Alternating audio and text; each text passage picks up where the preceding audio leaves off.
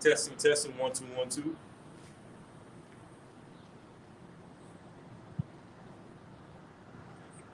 It's good on my end. All right, shalom, shalom. Shalom. Shabbat shalom. Shabbat shalom. All right, we're the Hebrew Israelites of GMS, Louisiana, of the Lafayette branch, coming back once again with another live camp speaking. All right, but as always, before we get started, we already facing the east, so we want to give all praise and glory to Yahweh, Ba'ashem, Yahushua, Ba'ashem, Hamakadosh.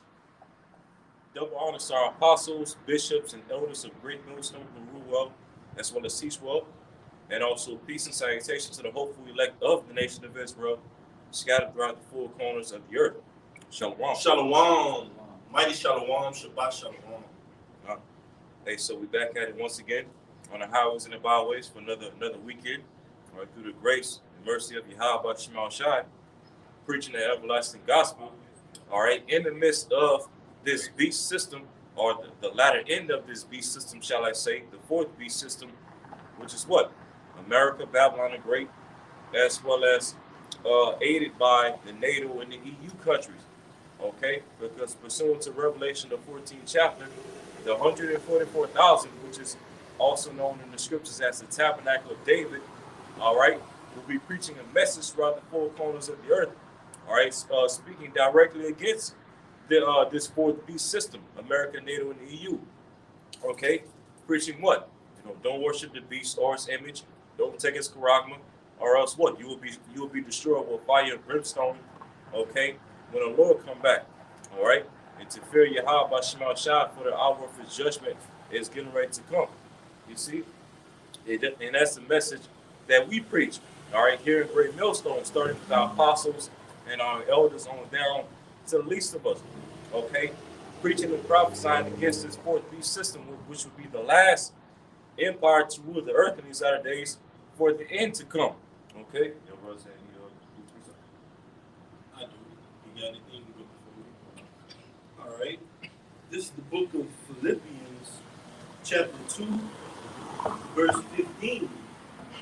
It says, that ye may be blameless and harmless, the sons of God, without rebuke,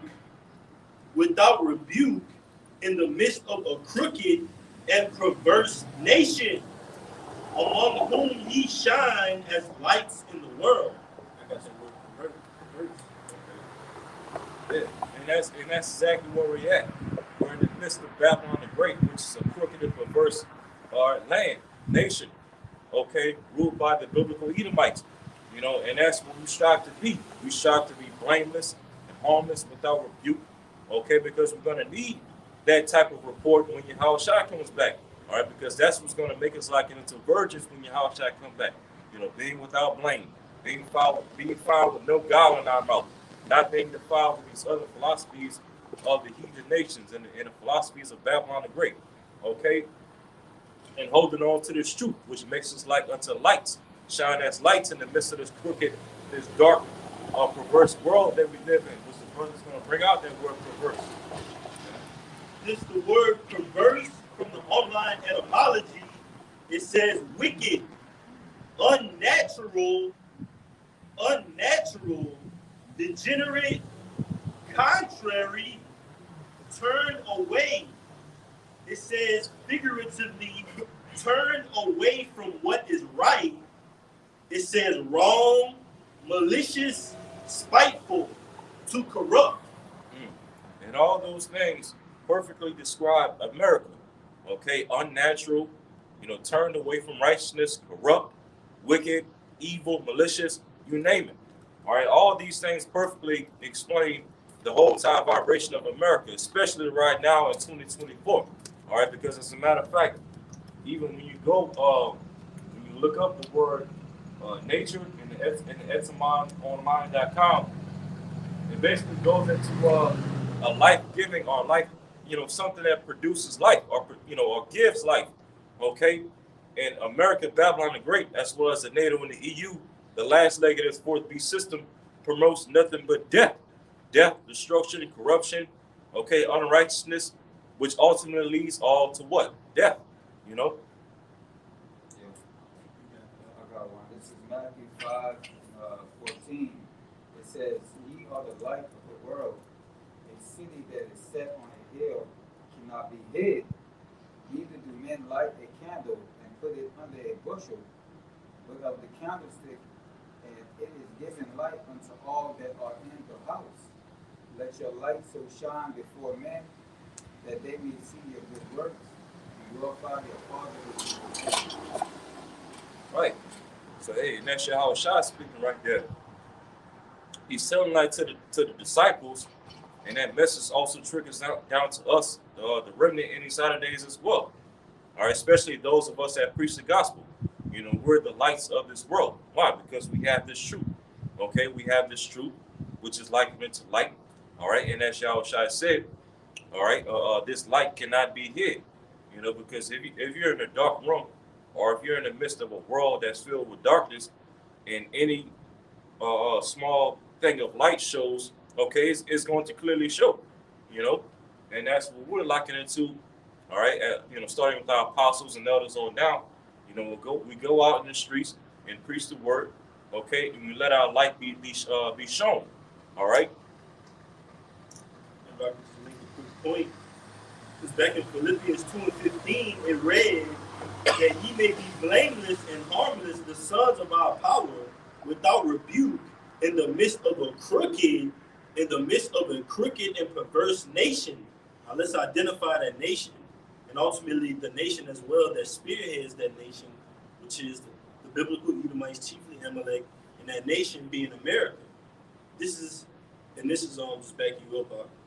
This is Isaiah 27:1. In that day, the Lord Yahweh, the Lord in all caps, whom the word literally calls God, whose Hebrew name is Yahweh. In that day, the Lord Yahweh, with his sword and great and strong sword, shall punish Leviathan, the piercing serpent, even Leviathan, that crooked serpent, and he shall slay the dragon that is in the sea. Right.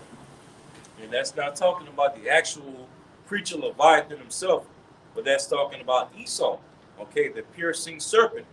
You know, Esau, we know that serpent in the garden in the beginning was not an actual snake that rode up on Eve and you know, talked to her. No, that was an actual man or nation of people that came with the left hand of philosophy.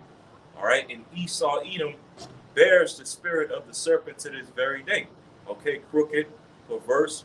All right, even when you go into that word serpent in Genesis 3rd chapter, it goes into what? A person who deals with spells and fortune tellers, enchantments, basically a witch, you know. And Esau, Edom, somebody get that at Revelation 12:9. Esau, Edom rules over this whole entire world via the America, NATO, and the EU in the spirit of the serpent. And can another brother, to back up Revelation 12, can another brother get Wisdom of Solomon, the 2nd chapter, and the last verse in that chapter? I'll get it, and I got one too. Okay.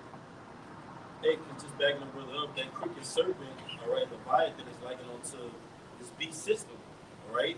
That horn that sitteth upon many waters, 7 heads, 10 horns, all right? EU and the NATO, and that dragon is ultimately going to be cut down and cast down before the midst of the sea, these different nations, all right?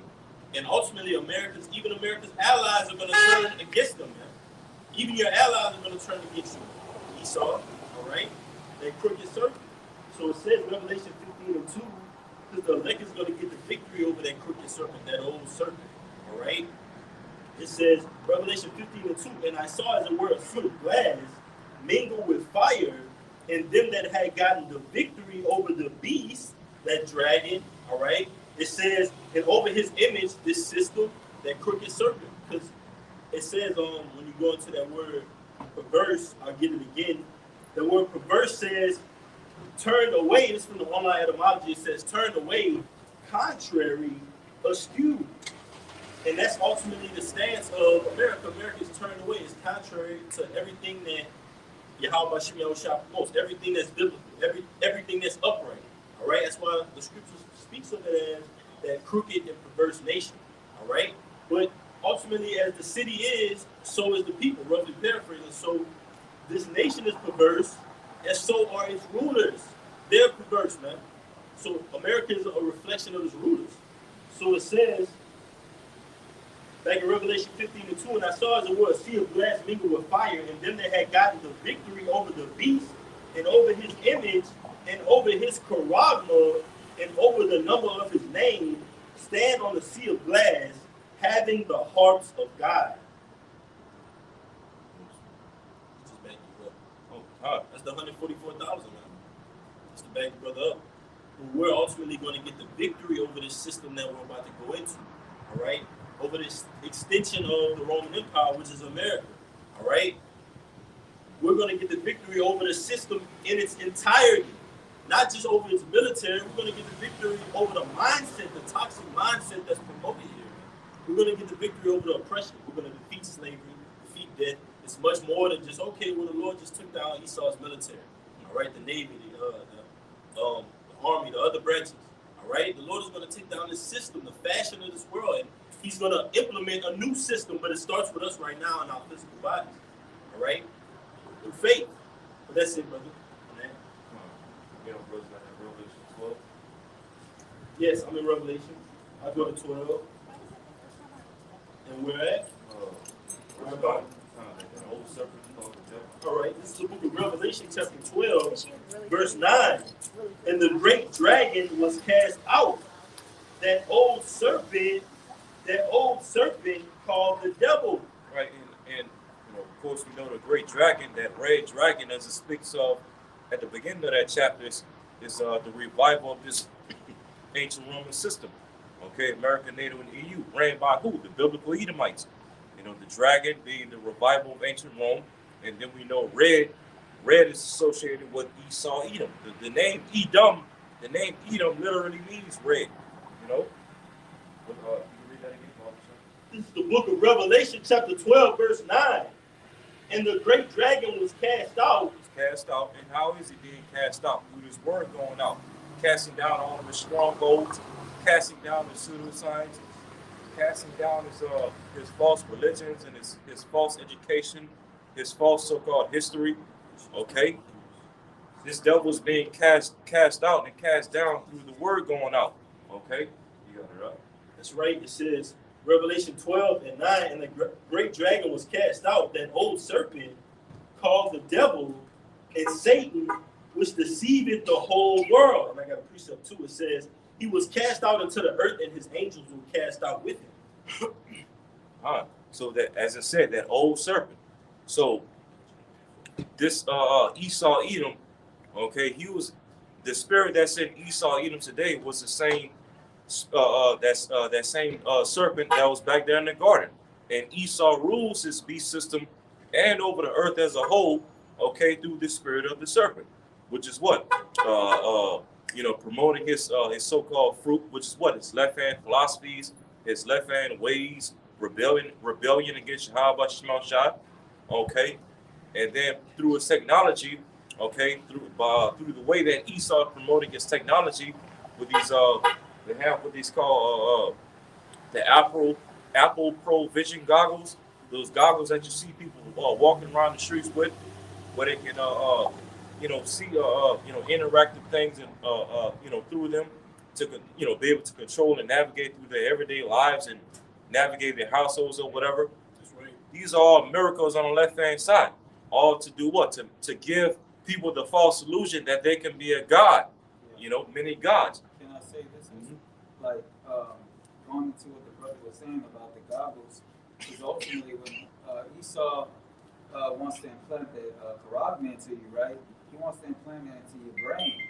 So the idea of the Apple goggles and being able to, move things with your finger and all that type of technology like that, they want you to be able to do that through your actual physical eyes and be connected to what the cloud.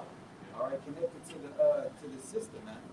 All right, that's what they want you to be, like Iron Man, and those kind of demonstrations of like being high tech and different things like that. Right, is what he means by his technology. Yeah. Just to back up, brother, it says, and the deceiving them that dwell on the earth by the means of those miracles. So he's got an agenda, but he's leading you and spoon feeding you to it. And the masses, like me and the brother were talking about this before the camera started rolling, the masses, the elites consider the masses as useless eaters, nothing but consumers. All right? Just a great big garbage bin. That's what America is treated like, man. A great big garbage bin. All right? Anything is allowed here. It's just like a trash bin. So, just to back the brother up, Revelation 12:9, and the great dragon was cast out, that old serpent called the devil and Satan. And the brother was going into it, how ultimately that dragon is being cast out. Ultimately, the word is going out. The word is uncovering the locks and making the leg bare and revealing that America is that great whore. All right? That's been in bed with these different nations, and these nations are confirming and proving the new prophecy because they're ditching the American dollar. You got it, brother.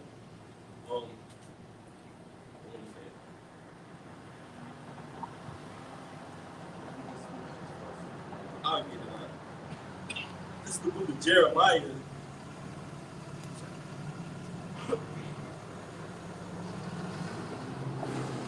This is the book of Jeremiah, chapter 16, verse 16, and it reads, "Behold, I will send for many fishers, said the Lord Yahweh, and they shall fish them. And after will I send for many hunters, and they shall hunt them from every mountain and from every hill and out of the holes of the rocks." So by the Lord sending out the prophets, we're fishers. We're fishing for the lost sheep of the house of Israel. But it's going to come upon a time through prophecy to where the elites are taken out of their power. That old serpent is cast out. American militaries, all right, which those angels go into, are cast down. And then the elites are going to be on the loose, in a sense, trying to hide and escape judgment. And at that point in time, through prophecy, the Lord is going to have raised us up into those celestial bodies, and we're going to go in and get those elites from those domes and these different clefts of the rocks. All right? But it's ultimately according to prophecy. And it's in the nature of, like the brother's going into, it's in the nature of this system crashing. All right? The beast in its image being brought down, man. But it starts with us. It may seem like, oh, you're just out there every weekend, but no. We're a great millstone onto this place, man. You got it, brother. This is Proverbs 26 and 26. It says, who hated is covered, who hatred is covered by deceit. His wickedness shall be shown before the whole congregation. And that's what's happening right now at the moment, man. All right, the brothers was going into, he's being revealed by what? These different nations, all right? These nations are bringing forth the lies and hypocrisies of America, man, all right? They're bringing out the truth, all right? Even Esau's own, of his own line is bringing out dirt about his own nation, man, all right? It says, who diggeth a pit, it says, who diggeth a pit shall fall therein, right? And he shall roll it a stone, it will return unto him. Heavy. If I could just say it, and that's even the mindset of these elites.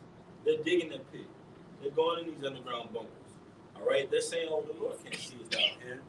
They're saying, oh, well, our wickedness, that trail of blood that we left, nobody saw that.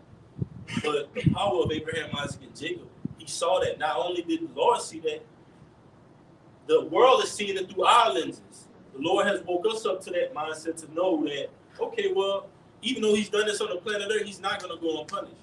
Even though this system seems as if it's a great nation on the planet Earth, speaking of America, look at how it's being brought down. We're the only ones that see the signs and ultimately know through prophecy that this system, the beast, this image, all right, it's being brought low, man. It's being brought to destruction. You got it, brother.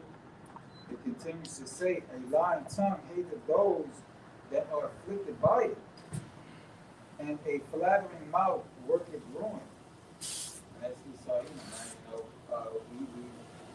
It says a lying tongue it says a lying tongue. And that if I could just say that flattering mouth, like you have this sign here, that flattering mouth, those flattering words to the prophecy, how about Shimeon Shah, the flattering words that Esau, like me and you were going into, this is something that's delusional. To the men of the Lord, we look at this as despicable, man. This is an abomination, all right? And the masses, the sheep, the sleep are ultimately gonna take this, man. And this is gonna be the new way of life. Lord willing, 2024, the hopeful year of Jacob's trouble. But we see that this system is literally at the door of these things, like the brothers holding up, man. Literally, we're one major event away from all these things on this sign, Revelation 13 and 16, all right? And leading up to those things, what the brothers going into, this extension of the Roman Empire being taken out, but it's leading up to that old serpent going with his move. And ultimately, how do you have to take a serpent out of power? You got to cut his head off, all right? The scripture speaks of that hoary head, ultimately.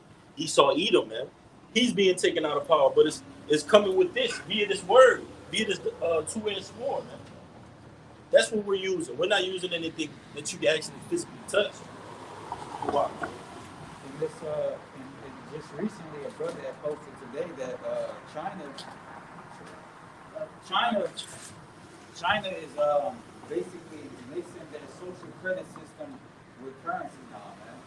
All right. So what that says, it says that based on, because you already know that through his social credit system, that he's going to limit us from being able to do certain things if we don't go along with his system, man.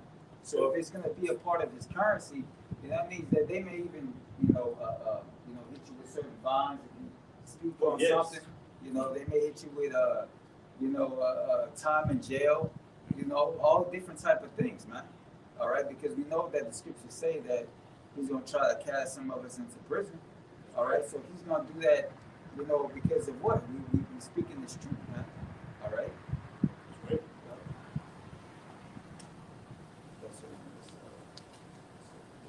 We go back to Revelation 12 and 9. Okay. Another brother, listen to Solomon 2. Last verse of the chapter.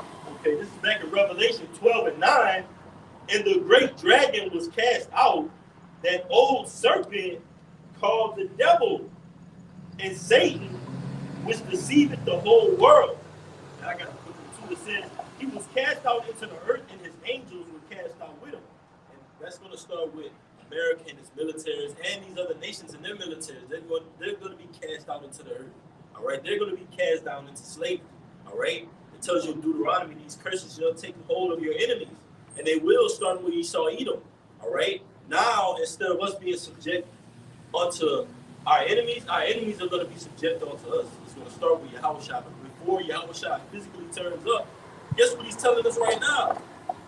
Measure the time diligently. Set upon thy watch. Sigh and cry. This book is filled with lamentations, mournings, and woes, but the reward coming with Yahushua. It says, behold, I come quickly, and my reward is with thee. But this is the book of Genesis, chapter 3. Just to make a point, because it said that old serpent. This is Genesis 3.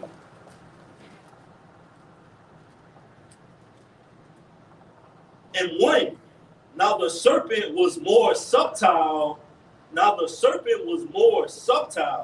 Than any beast of the field which the Lord Yahweh had made.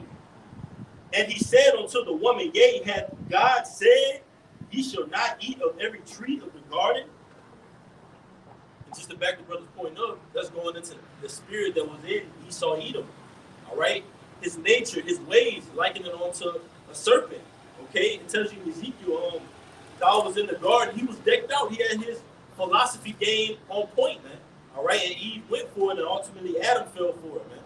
But you have that same serpent, that same spirit that was in Cain, the same spirit that's in Esau Edom, all right? The same spirit that's in chiefly Amalek today, these international banking families, that subtle spirit that's going to go with the ultimate move, Revelation 13 and 16, the Quran, all right? The ultimate move against Yahweh Shimeon Shai. And according to Revelation 12 and 9, the scriptures say he's going to be cast down. His plan is going to be forward. You got it, brother. I want to back the brother up by going into that word subtile. All right, the word subtile, it says smart. Tell me where you read from, brother. This is just the Google definition, all right? And it says subtile. It says smart. It says artful, cunning, all right? So he's cunning, man. He framed mischief by law, man. You know, he's wise to fulfill the evilness within his heart, man. All right? That's what Esau does, man. All right? Because he says what in the scriptures? He says that he boasted his heart's desire. All right? And you can see that he boasted his heart's desire because what?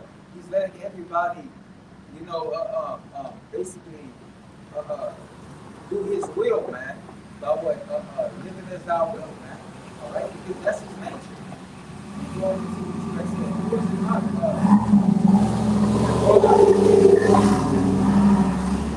For that word, I think it was nature, right? Yeah.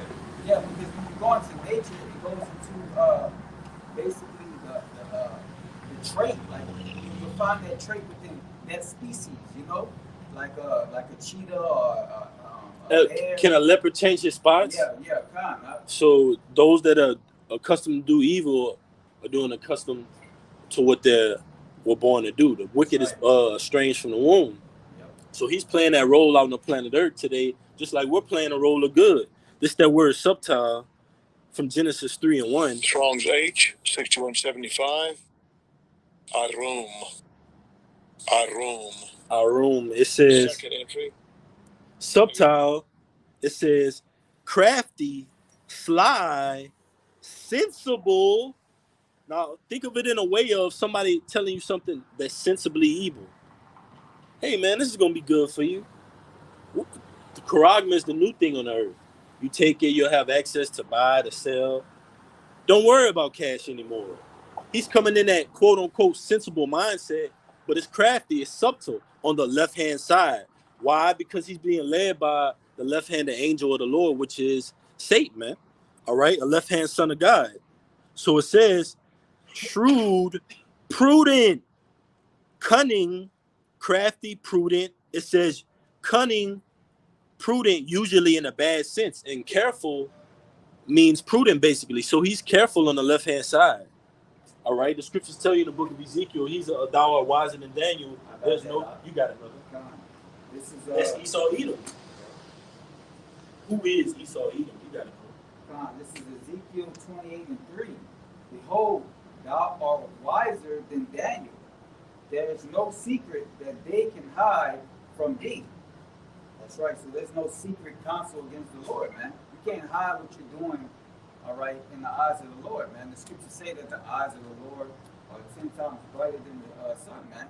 All right. So you thinking that you're actually getting away with your deeds, all right, behind these closed doors and sacrifices and rituals, all right, your plans, all right, to stab the masses of the people, all right. It's not hid, man, because the Lord has given us what? The word to understand your pits and your falls and your traps, all right? But I also have one other.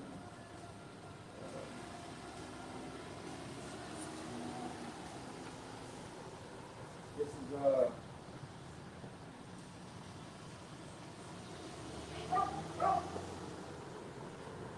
what is it? Wise men out of team? Oh, sure. Wise men out of team. That's in Obadiah. I got it right here. All right, I'll read it for you. All right. This is Obadiah. I'll start at 6. 1 and 6. How are the things of Esau searched out? How are his hidden things sought up? All the men of thy confederacy have brought thee even to the border. The men that were at peace with thee have deceived thee and prevailed against thee. They that eat thy bread have laid a wound under thee. There is none understanding in him. Right. People that are in agreement with you, man, all right, they're going to ultimately turn their back on you. All right, the United Nations, all right, that you're a part of right now, all right, those people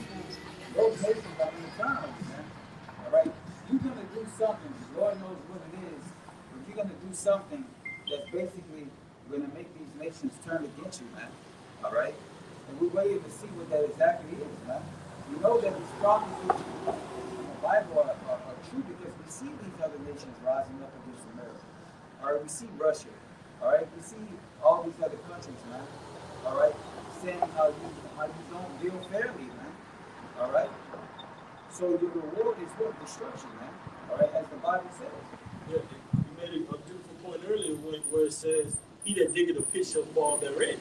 It tells you in the book of Daniel, I believe the 7th chapter, it says, he that was more stout than his fellows. And speaking of America, so that pride in your heart has deceived you. All right? You think that you're going to go with Revelation 13 and 16, but ultimately the Lord is going to foil your plan. All right? America thinks that its stance in the world, in accordance to world dominance, is going to last, but these nations are backing away from your dollar. They're backing away from your fiat currency. All right?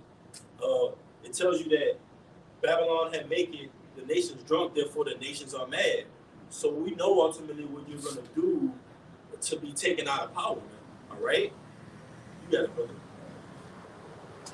And they went up to the wise men of Teman, I believe That's the next verse. This is Obadiah 1 and 8. Shall I not in that day, said the Lord Yahweh, even destroy the wise men out of Edom and the understanding out of the mouth of Esau? Yeah, that's those mad scientists that created the bombs, man. All right, during the war. All right, you got America that took some scientists, and you also had Russia and these other countries as well. All right, that took some of the scientists to what helped create their nuclear powers, man, their bombs and different things like that, man. But that was all given to you by the Most High, man. You didn't figure that out on your own, man. The Most High made it for you to be able to have that type of knowledge just so you can destroy yourself, man. Yeah. All right. The Lord said He created the smith that bloweth the coal, Right. for an instrument for His work. All right. The Lord said He break down Lafayette. So our strength coming from Yahweh Shai, not in this system. But this system literally wants us to give our strength to it in order to live, man. So we're trying to get closer to the image of Yahweh Shai, and the system is trying to put us closer to its image, man. To the image of the Quran, man, which is no image at all, man. So it says, back in Obadiah 1 and 9, in thy Obadiah 1 and 9, and thy mighty men, O Teman, shall be dismayed, to the end that every one of the mount of Esau may be cut off by slaughter.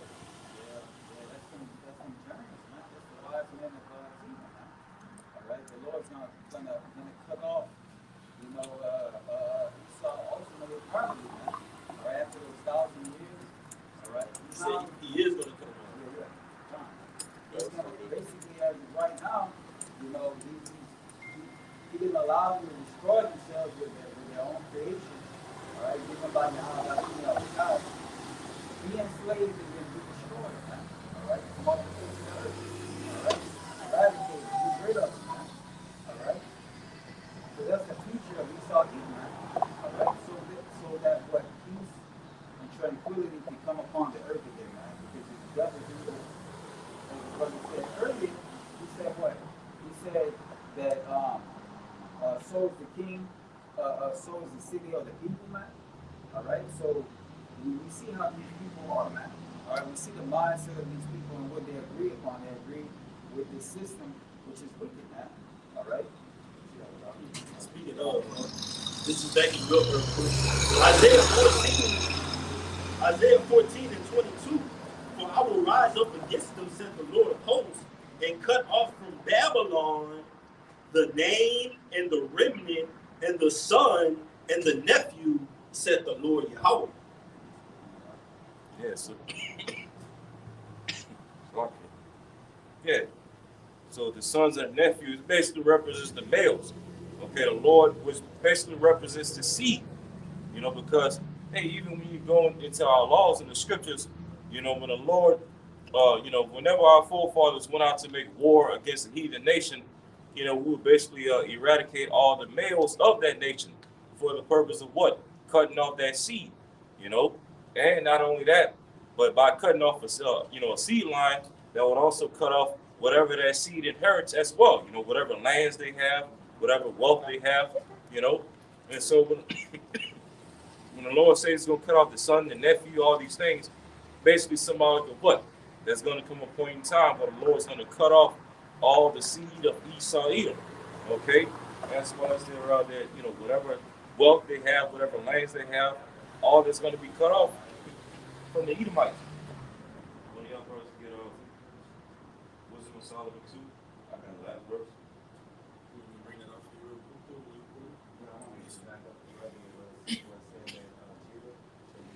I got it right. This is Obadiah 1:18. And the house of Jacob shall be a fire, and the house of Joseph a flame, and the house of Esau, for stubble, and they shall kindle in them and devour them, and there shall not be any remaining of the house of Esau, for the Lord Yahweh has spoken it. That's backing up what the brother just said about cutting off Esau's line, man. All right, that's what's going to happen in the kingdom, man. We're gonna get rid of it. Right? Esau is going to be as a bad dream, as the scripture says. He's going to be as a shadow that passes beyond us, man. All right? We're going to be telling our children, all right, about Esau and about we're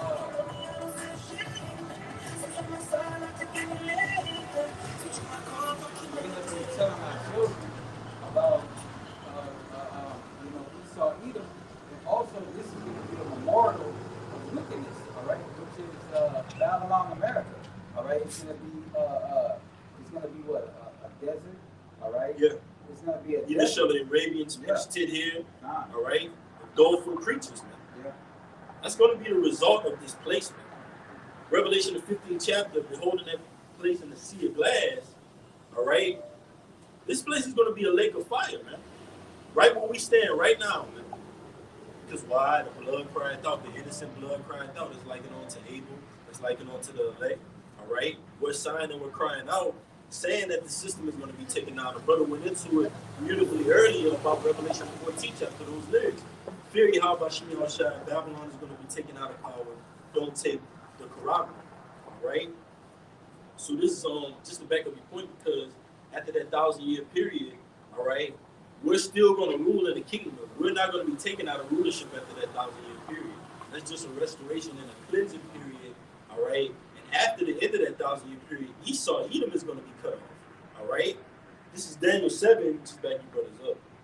In 18, it says, but the saints of the Most High shall take the kingdom and possess the earth, Salakia.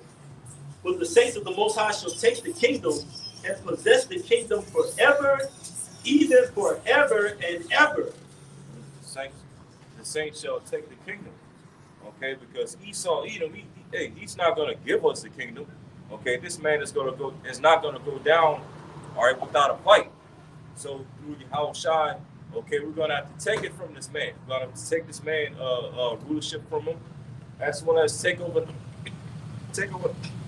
planet Earth, okay? And through Yahweh Shai,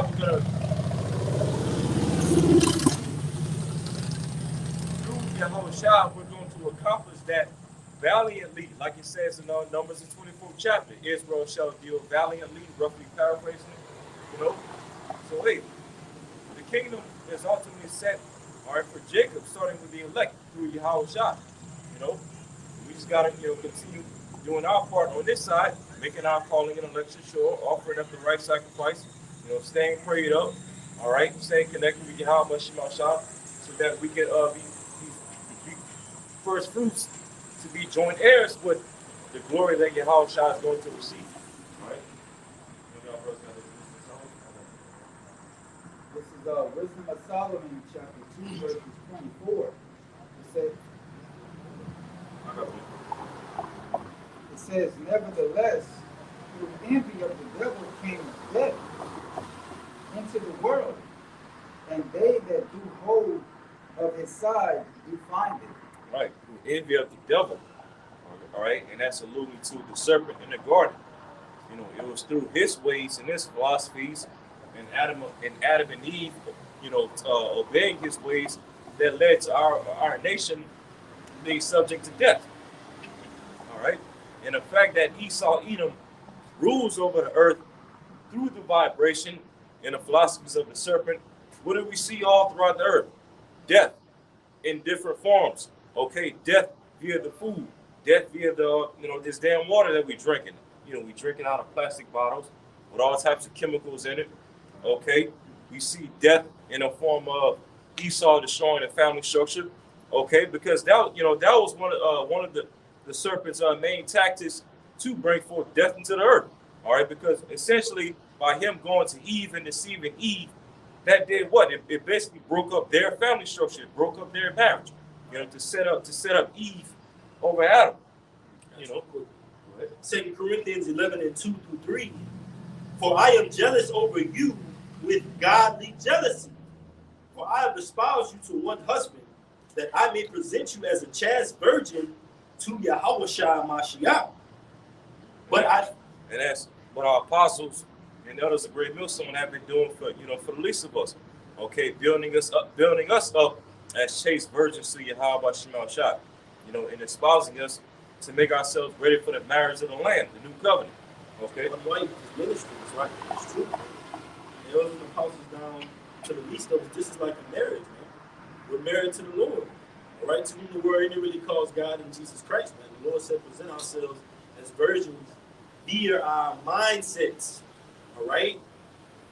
Sound doctrine. Teaching the same thing. All those things develop the mindset and the hopeful elect in the spirit of Yahweh Shemi Shah. It promotes us to do these things in righteousness, man, the fruits of the spirit. All right? So it says, verse 3, but I fear lest by any means, as the serpent beguiled Eve through his subtlety, so your mind should be corrupted from the simplicity that is in Yahweh Shah Mashiach. Right. And our apostles and elders of Great Millstone have been, doing everything that they can to this very day through the spirit and power of Yahweh Shemal Shai to keep the church from being beguiled by the serpent Esau Edom all over again. Because even, going back to Adam and Eve, right? We know through the spirit that Adam was Yahweh Shai, the first Adam, all right? And Eve basically represented the church. She basically represented the church, which Eve, the name Eve goes into living. And the Apostle Peter likens us, the elect, the hopeful elect, to lively stones. So our apostles and elders of Great Millstone have been, building us up and rooting us. So one woman, Wisdom Sophia. Yep. This ministry, man. This is our first love. Yahweh Shah spoke of it. I have someone against it because you have left our first love. Return unto it, repent, and do the first works. That's why we're here today. In faith, though. It's a fight in faith, man. All right? I got one after you, bro. All right, I got one after you. All right, this is Revelations 22 and 11. He that is just, let him be just still. And he which is filthy, let him be filthy still. And he that is righteous, let him be righteous still. And he that is holy, let him be holy still. Yeah, it's basically going into, as the brother was just saying, our elders and our apostles are guiding us in the right direction, all right, keeping us, with that level head and staying focused, man, all right, while the world is what? Keeping them focused on the worldly things, man.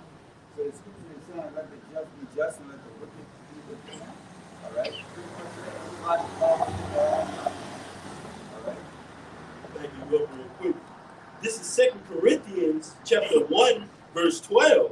For our rejoicing is this, the testimony of our conscience, that in simplicity and godly sincerity, not with fleshly wisdom, but by the grace of our power, we have had our conversation in the world and more abundantly to you word. 2 2 Corinthians 1 and 12, for our rejoicing is this, the testimony of our conscience, that in simplicity and godly sincerity, not with fleshly wisdom, and that's ultimately the wisdom that Esau Edom promotes. Like it went into, it says, 2 Corinthians 11 and 3, but I fear lest any means as the serpent beguiled Eve through his subtlety, so your mind should be corrupted from the simplicity that is in Yahweh Shai Mashiach. And that's ultimately us coming back to this language of the truth, the ways, the character, being brought back to the image of Yahweh Shai. That simplicity, man. All right? And Esau comes with that left-handed subtlety. All right? Like it's going to say, 2 Corinthians 1 and 12, for our rejoicing is this, the testimony of our conscience, that in simplicity and godly sincerity, not with fleshly wisdom likened unto the subtlety of the serpent. It says, but by the grace of our power, we have had our conversation in the world, and more abundantly to reward.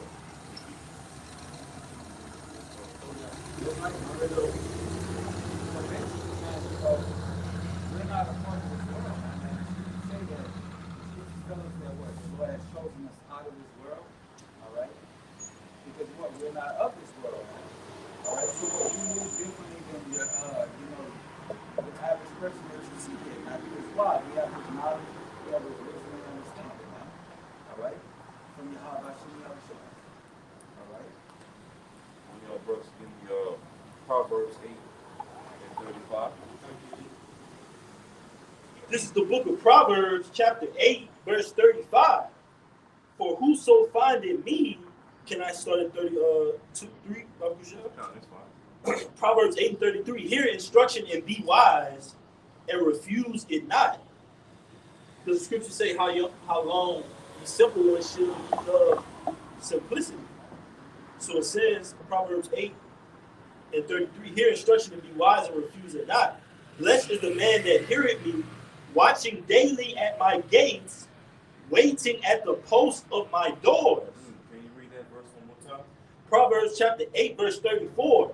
Blessed is the man that heareth me, watching daily at my gates, waiting at the post of my doors. Right. And that scripture can be applied today to, those of us that, that watch these videos. You tune into the live videos and get, take notes, get edified. You constantly waiting for the next video that each brother or each camp posts, to continue to be edified and built up. Hey, like I said, blessed are you, okay?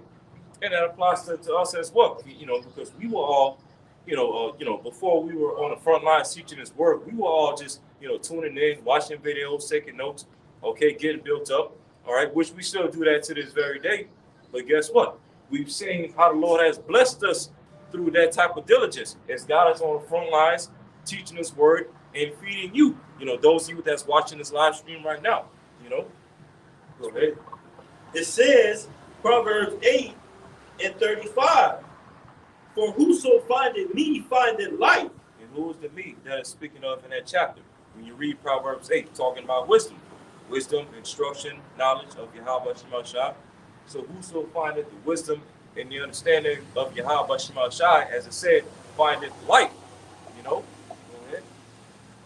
Proverbs 8 and 35, for whoso findeth me findeth life, and shall obtain favor of the Lord. Go ahead. But he that sinneth against me wrongeth his own soul. All they that hate me love death. Right. And Esau, okay, because the main point I want to bring out in that verse is Esau. Esau hates Yahweh Shema Shai, just as Yahweh Shema Shai hates him. So therefore what? What is the vibration? The vibration that Esau pushes? Death. Okay, everything this man has set up in the earth is all for the purpose of death. Okay, to work against you, to work against your body, to work against your mind, to work against your spirit. Okay, and this right here, as we showed earlier in the screen, this is going to be Esau's ultimate instrument of death. Real quick, I have the etymology of the word nature, because I spoke of it earlier, but I want to bring it out real quick. Now, real quick, This is the definition of the word nature from etymonline.com. It says late 13th century restorative powers of the body, bodily processes, powers of growth. Okay, and everything that Esau has set up on the earth is against nature. It's against restorative powers of the body and healing and things like that. Yeah, it's against order. Yeah. Matter of fact, it's actually going to it. It says from Old French, natural. It says being principle of life. So when things are in their natural order, their natural course, okay, it's the principal thing of life. It keeps life to continue going on and continue growing. Okay, and then I'm gonna jump down to the second paragraph. It says mid 14th century, as the forces or processes of the material world, that which produces living things. So when things are in their natural order, their natural state, they help produce living things. They help produce life. Okay, and where does basically how does nature take its course? What does it all start with ultimately? The wisdom of Yahweh Shemel Shai. He that findeth me, as it says, findeth what? Life. It says, as the forces or processes of the material world, that which produces living things. And that what? That which produces living things. This is and maintains order. You got it out. Say that one more time, Michelle. That which produces living things and maintains order. A small example, Genesis 1 and 11, and the Elohim said, let the earth bring forth grass, the herb yielding seed. The herb yielding seed means what? Produces seed. Just backing the brother up, seed is life. All right? These different things that we consume that are supposed to be, because food is medicine, right? So it's supposed to be medicine for our body. They're not giving it life. They're not giving us life in exchange, because what we eat is supposed to give us life. So when Esau Edom giving us this defiled bread, it's throwing off the natural course of nature. The sea is raging, the waves are roaring, the inhabitants, they're mourning, man. Even the creatures under the sea, man. Like the brother goes into all the time, whales beaching themselves, all right? Toxins in the sea. And just to say he's only discovered in his research 5%, which we know is not even 5%. Look what you've done with the 5%, man. If you discovered that much, which we know you haven't, man. Look what you've done with it, man. You opposed and exalted yourself against everything that's Yahweh Shem Yahushua, and I got that one too, man. You literally, like brother made a great point, you literally hate the Most High, man. The Lord created you to hate him, man. To oppose and exalt yourself against him so the Lord can ultimately show who's the true power on the earth. Not the counterfeit power, not the working miracles, not the deception, not the subtlety he saw. That old serpent is going to be cast down. You got it, brother. Got a quick one. This is Job chapter 28, verse 5. It says, as for the earth, out of it cometh bread, and under it is turned up as it were fire. So it says again, as for the earth, out of it cometh bread. That's right. Substance. Mm-hmm. Produce. Herbs. That's right, man. Mm-hmm. All those things, the Lord created us. Like brother goes into that with that guy Orlando Brown. The grapes, the air, they charging us for everything, man. Nothing is yielded. They're literally charging us and oppressing us and using us through these different prices for food that not only one is supposed to be free, but two also is not even giving us produce. It's not even yielding. All right. What do you mean? 10 wings cost $30? Come on, man. And that's a waste of the serpent, because the brother read earlier in Genesis 1, Genesis the first chapter, when the Elohim created the heavens and the earth, the Most High said what? He said it is good. Everything that the Elohim created, all right, the Most High approved on it and said that it's good, meaning what? It's beneficial, it's profitable, for man and beast and nature. But what did the serpent come with? Now, what the Most High said isn't good. Okay, I can make things better. Okay, you should not surely die. And these foods, these corrupt, defiled, altered foods, and this polluted water that we drink, this polluted air that we breathe, it's all the results of the ways of the serpent. You know, having power over the things of the earth and having power over the Lord's creation. You know, all this brought forth was it's nothing but death. Okay, death, decay, corruption, destruction, perverseness. You know. I got something. This is Proverbs 29 and 14. It says, therefore, behold, I will, I will proceed to do a marvelous work among this people, even a marvelous work, even a marvelous work and wonder. The wisdom of the wise man shall perish, and the understanding of the prudent man shall be hid. Woe unto them that seek ye to hide their counsel from the Lord. Their works are in the dark, and they say, who seeth us, and who knoweth us? It says, surely your turning of things upside down shall be esteemed as the potter's clay, for their works say of him that made it, he made me not, or shall the thing framed say of him that framed it, he have no understanding. And like the brother was going into, the different things that give us life, all right, because what we consume different things, okay, herbs and vegetables and different things like that, all right, to give us life, to give us energy, substance. What Esau does, man, all right, he's making what, 3D food, all right, he's printing 3D meats, fish, and all kind of things like that, and saying that it's more beneficial for you and the ecosystem and the livestock as well, man. Better than nature. Yeah, that's right. So this is what the devil is doing, man. He's taking life and replacing it with death, man. All right. Yeah. Yes. Because he said, in Revelation that he's what, the pale horse. All right, he comes to destroy. All right. So red horse. Yeah. That's right. Real quick, I got a quick one for you. Isaiah 5 and 20. Woe unto them that call evil good and good evil, that put darkness for light and light for darkness, that put bitter for sweet and sweet for bitter. That's right. So the bitter is this truth, man. All right. The bitter is the harsh reality of what America really is. All right. What America really stands for and the image that it portrays, man. All right. The real image. All right. And especially if you live here, you know that there is no American dream, man. Yeah. All right. And that's that guy called Carl, I forgot his last name, but he basically said, in order to be a part of the American dream, you got to be a dream or asleep to be a part of it, man. And that's the truth, man.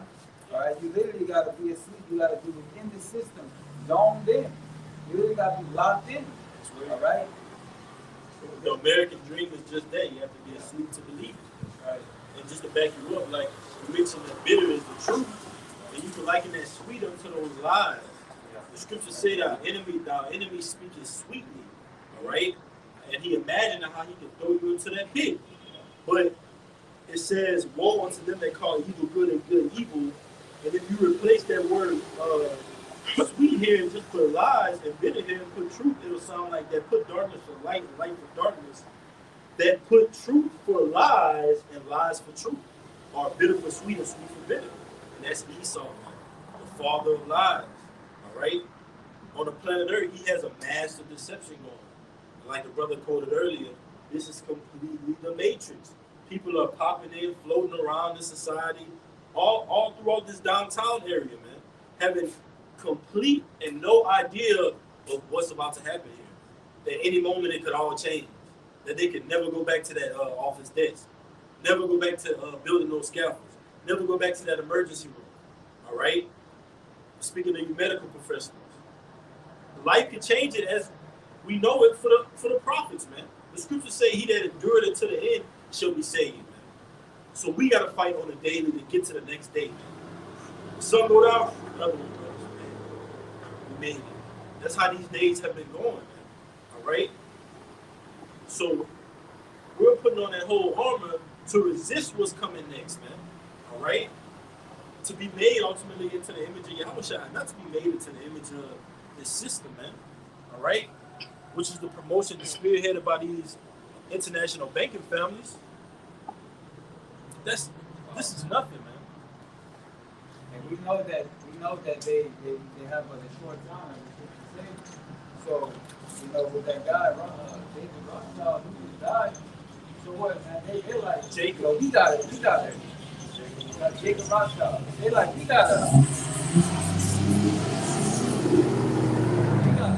this thing up, man. Red Shield, right? Yeah. A red shield supplanter. A red supplanter. That's what this guy was. All right? Yeah. JR, man. You got it, bro. And how are you going to let a base man tell you, hey, this is your salvation right here? Revelation 13 and 16. That's literally a prophecy in there for us to be warned and say, come not near it, man. When we're going into Revelation 13, all the way down when it goes into the deception of the miracles, this being an extension of the Roman Empire, all right, all the way down to the Quran, that's the Lord saying, take heed of these things, man. All right? We're living in these exact times, and the world is literally oblivious to everything that's going on. You got it, bro. When you're verse 2 Corinthians 11, we start at 37. And also, too, just to make this point before y'all get second net, well, as y'all get the second natures, in the midst of all this death and decay and these agendas that the elites are pushing, where in the hell is the Christian church at? All right, these self-righteous, okay, going to church every Sunday, wearing these hard-ass dress shoes, these Christians. Where's the Christian church at to speak out against all these things that we've been going over in this camp? Okay, nowhere to be found. Okay, in the midst of all this wickedness that we see going on the earth, there should be literally a Christian preacher, okay, preaching on every corner throughout every major city across this country. All right, but where they at? Sitting in their pulpits, wearing them shiny ass suits with them hard ass shoes, okay, teaching nothing but BS, going off of the scriptures, and at the same time demanding money. Stealing your money. Yeah. Oh man. And plotting adultery against your wife. Okay, that's what the Christian church is doing here in this Saturday, as well as finding ways to come up against the Israelites. Okay, these Christians and these people that's in these other religions, they don't have nothing to say against all this death and decay and all this wickedness that's going on in the earth, ran by the Edomites. Okay, the biblical Edomites. So that's just another testimony, letting us know, all right, us Israelites know that we must have the truth.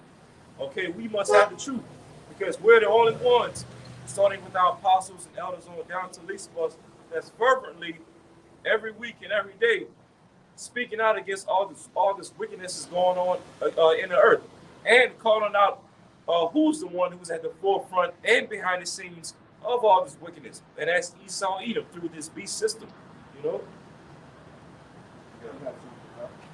This is Jeremiah 23:1. All right, it says, woe be unto the pastors that destroy and scatter the sheep of my pasture, saith the Lord. It says, therefore thus saith the Lord, Yahweh of Israel, against the pastors that feed my people.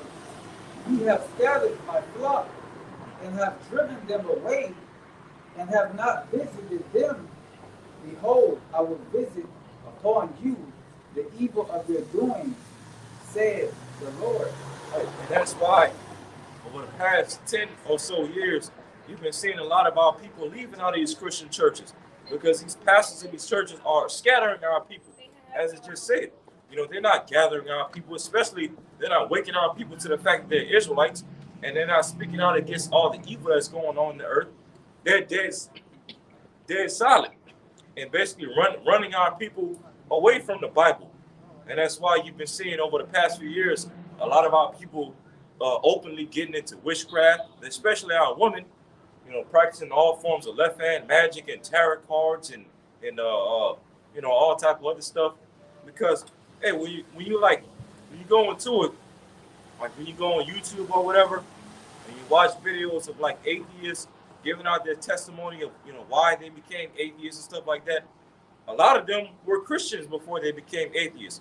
They grew up going to church, or they were raised up in a family where the majority of their family members were Christians who went to church and whatnot. But then eventually, at some point of their life, they eventually stopped believing, they stopped going to church, and they became atheists. And a large reason for that is because these Christians have done a horrible job at representing the God of the Bible and teaching the Bible. You see, but then that's where the Israelites come in. Okay, we bring out the truth of the Bible. All right, and even as our apostles and various elder brothers say, the Israelites, okay, the Hebrew Israelites have revolutionized how to teach the Bible. Because our apostles and elders on down to least of us, we go into history, we go into words, we go into geography, languages, okay, to better break down the Bible. Secular history. Yeah. Something that these Christians have never been able to do. Jeremiah 28:8, that's geopolitics. Probably that's before the of old. So not only do we go into current historical events, but past historical events, secular history, like the brother's going into, that's a part of prophecy. All right, that's a part of understanding and measuring the times and weighing the times. You got it, brother. God, this is Isaiah chapter 9, verse 16. For the leaders of this people cause them to error, and they that lead them are destroyed. That's right, the blind leading the blind, man. All right? They're destroyed, they're falling into a pit, man. All right? You have these regular modern day churches, and then you have the pastors of a lot of people that are calling themselves what? Hebrew Israelites. All right? Saying that the charagma is not the charagma. All right? Saying that the Lord's name doesn't matter, that you don't need it to be saved. Okay? I mean, you have a whole bunch of different doctrines out there, man. All right? Causing our people to err, causing our people, leading our people to what? The slaughter, man. All right? Leading the sheep to the slaughter, man. All right? And again, these same people that you're leading to the slaughter are going to come to try to slaughter you, man, because what? You preach those false doctrines, man. All right? Those man-made traditions of men. That's in Colossians. I get it for you. I get it for you. This is the book of Colossians chapter 2, verse 8. Beware lest any man spoil you. Wow. Colossians 2:8. Beware lest any man spoil you through philosophy and vain deceit, after the tradition of men, after the rudiments of the world, and not after a Mashiach. That's right, after the rudiments of the world.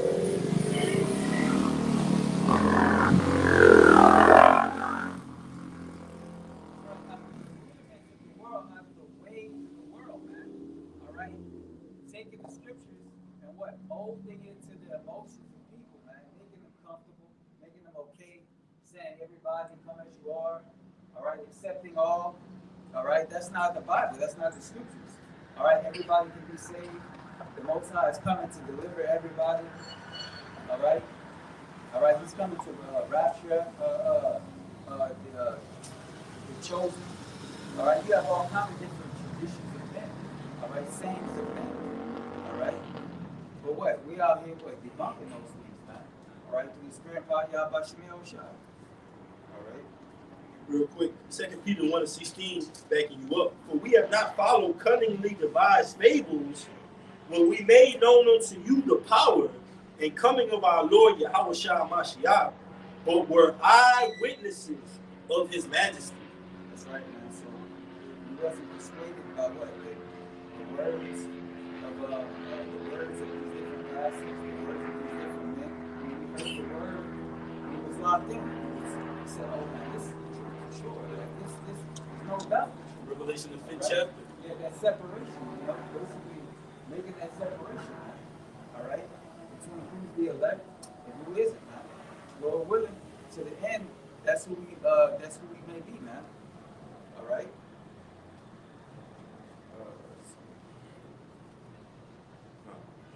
If y'all didn't have it, I think get that 2 Genesis 11, 37.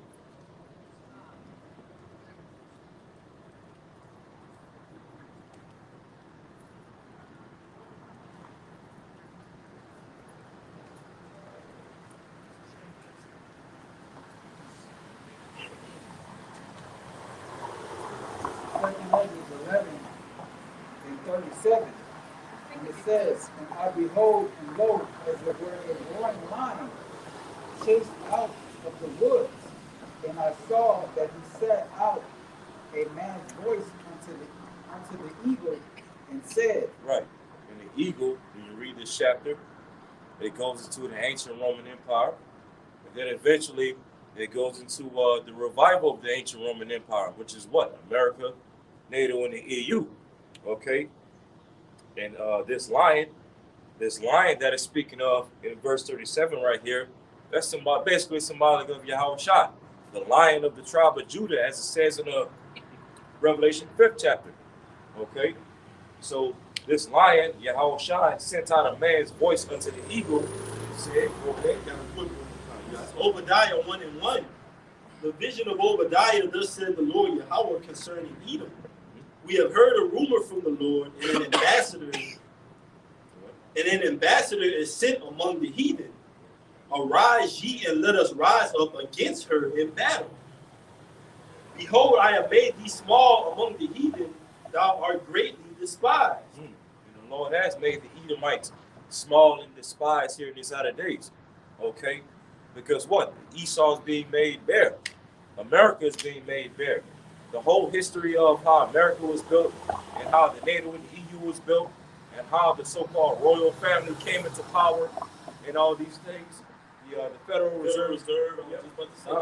Yep.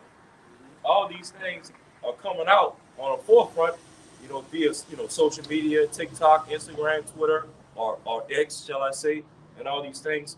And so therefore what?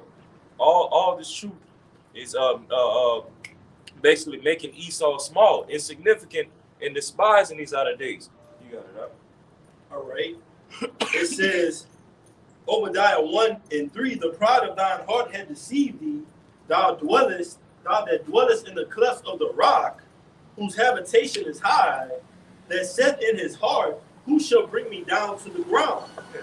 Going into the history of how he was a caveman during the so-called Dark Ages, living in the caves, living in the clefts of the rock, okay, and setting his habitation up high. When you go to places like Petra over there in the Middle East, okay, it's basically like a one big, right? Ancient Petra over there in the Middle East. It's basically like one big cave system, all right? One big cave system with basically a carving within one of the walls of Petra that basically looked like the Wall Street building today. Yeah. Showing you what that ancient Roman Greco-Roman style architecture, showing you what that Esau Edom was the ruler over ancient Greece and ancient Rome. And like it tells you in Revelation, the 12th chapter, around the 16th verse, the earth helped the woman, and that's going into this. And like it tells you in Revelation, the 12th chapter, around the 16th verse, the earth helped the woman, and that's basically going into the history, helping the nation of Israel, revealing Esau Edom as the wicked, as the border of wickedness throughout the earth, like the brother was going into, making them small among the heathen, making him, his pride, deceive him. Obadiah 1:3, the pride of thine heart had deceived thee, thou that dwellest in the clefts of the rock, whose habitation is high, that saith in his heart, who shall bring me down to the ground? And that's the mindset of Esau in his latter days. His pride has deceived him so much to where he believes he'll never go down. And once again, we got to show this again. This right here is the height of Esau's pride right here. Because if Esau could put put this inside of people's right hand or their foreheads or whatever part of their body, that's going to make Esau a god, okay, on the earth. That means he's fully in control in that leadership capacity that the Lord gave him. If he's able to perform this, that means he's gotten to the point to where the Lord's got to take him out, man. Yes. He's got to be taken, like the scriptures say, he that letteth will now let until he be taken out of the way. The Lord is letting you perform only what the Lord wants you to perform. He saw the scriptures tell you that he set it bounds that you cannot pass. So you have a cap, you have a ceiling on your rulership, Esau, and it's going to end with you implementing Revelation the 13th chapter, the 16th verse. So it says Obadiah 1 and 4, just backing the brother up in 2nd Ezra 11. Obadiah 1 and 4, Obadiah 1 and 4, though thou exalt thyself as the eagle, and though thou set thy nest among the stars, thence will I bring thee down, said the Lord Yahweh. So Esau, all throughout history, has represented himself as the eagle, okay, the bald eagle, going back to ancient Greece, going back to ancient Rome, all right, and even after the Renaissance period, okay, the Spanish Empire, what was that emblem? The eagle. The Russian, okay, when Esau started taking over Russia in around 1453-ish, all right, what is the symbol of Russia today? The eagle. The symbol of France, the eagle. The symbol of Great Britain, the eagle. Germany, the eagle. And of course, the United States of America, what is their symbol? The eagle. So showing you what? That all these different kingdoms that we just mentioned would all be ruled by the biblical Edomites. All right, letting us know that this is this man's kingdom. Okay. Germany, the eagle. The Lord said he's going to destroy the wise men out of Teman. So the Lord is showing ultimately that's an omen for Esau, Edom being taken out of power, man. All right. The pride of thine heart had deceived thee. An eagle is bird's eye view. You can see from many distances away. Keen sight. Swoops down and not only has vision but strength. So the Lord is saying that evil has been deceived. Your vision is no vision at all. All right? The scriptures say man, I don't want to butcher it, but it says basically where there's no vision, the people perish. So that's that evil being deceived, man. So it says, Obadiah 1 and 4 again, though thou exalt thyself as the eagle, and though thou set thy nest among the stars, this will I bring thee down, said the Lord Yahweh. You see how Esau, basically exalts himself up to the stars through his space program, SpaceX, putting satellites up there in space. All right, but guess what? The Lord is getting ready to send Yahweh Shai and the angels back through the chariots to bring all that stuff down. All right, and ultimately bring Esau down as well, his rulership, because what? Because he's ruling in so much great pride and so much great rebellion. Matter of fact, you gotta mention it real quick. Proverbs 17 and verse 11. Because just begging you up, the Lord said Babylon is fallen. Babylon is fallen. The Lord said he's going to cut Esau down. What's the pride of Esau? Quote unquote America, right? This is your bread and butter. This is your cash cow. But that cow is looking anorexic now, man. The ribs are showing. And these nations are saying, hey, we can't get no more produce out of this thing, man. Look at their mindsets. They're perverse. They switch man and woman upside down.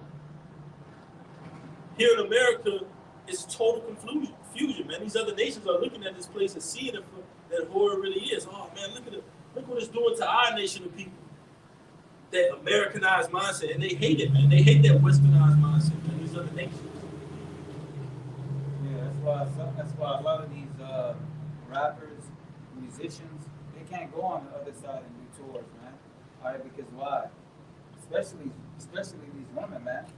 Because what? They're gonna influence, all right, these other nations to what? Do it. It's like wine. Like you say, hey, drink some of this, then the other nation drinks. Then it has an influence and an effect on the nation of people. Okay, now they're under that same mindset. That wine be loosening them up, all right?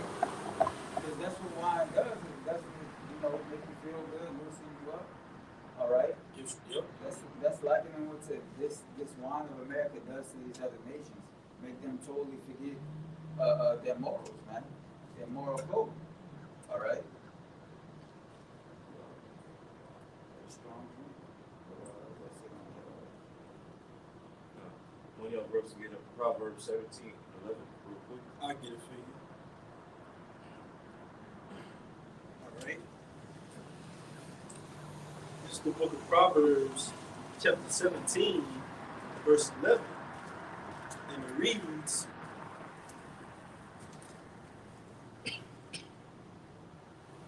a just, Salakia, Proverbs 17 and 11, an evil man seeketh only rebellion. Therefore, a cruel messenger shall be sent against him. Esau is an evil man. He seeks nothing but rebellion against Yahweh Shema Shai. Even going all the way back to the beginning when he was a serpent. Okay? Dealing with all types of enchantments, witchcraft, all right, deceiving a righteous seed, all right, and even up to this very day. This man has done nothing but push and promote nothing but rebellion and anti-Messiah, ungodly energy, all right, impious energy all throughout the four corners of the earth. So guess what? As it said, therefore what? An evil messenger is going to be sent to this man. And literally, when you go into that word messenger, it means angel. You know? That angel that sits at the right hand of the Father is going to be sent to Esau, Edom, who seeks nothing but rebellion and wickedness throughout the earth. You know? In the middle of the Lord, we're on the behalf of the right-hand angel of the Lord, Yahweh Shai. So we serve our purpose of casting this place down via prophecy. All right? That great millstone. You got it, brother. God shall protect the Lord. So the power of the earth is in the hand of the Lord. It's in the hand of who? The Lord. It tells you in the book of Psalms, I believe, the 75th chapter. The Lord shall come to you from the east, the west, the north, and the south. But Yahweh by Hashem Shai is the judge. One more time up. This is Sirach 10:4. The power of the earth is in the hand of the Lord. Job 9:24 says the earth was given into the hands of the wicked. So the earth, out of the hands of the Lord, was given into the hands of the wicked, Esau, Edom. Go ahead. And in due time, he will set over it one that is profitable. And in due time, that due time has passed. The time, and the time. 16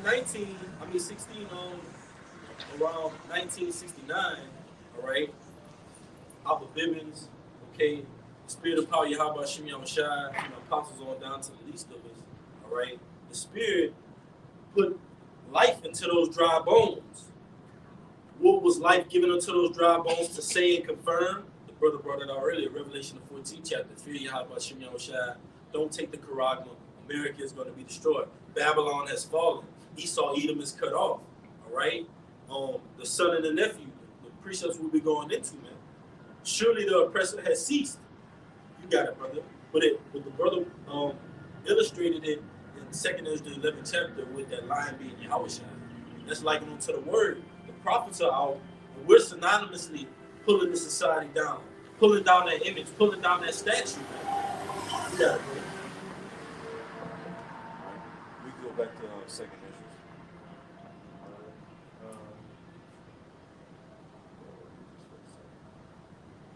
All right, this is 2nd Ezra, chapter 11, verse 39. 37. And it says, and I beheld, and lo, as it were a roaring lion chased out of the wood. And I saw that he set out a man's voice unto the eagle, and said,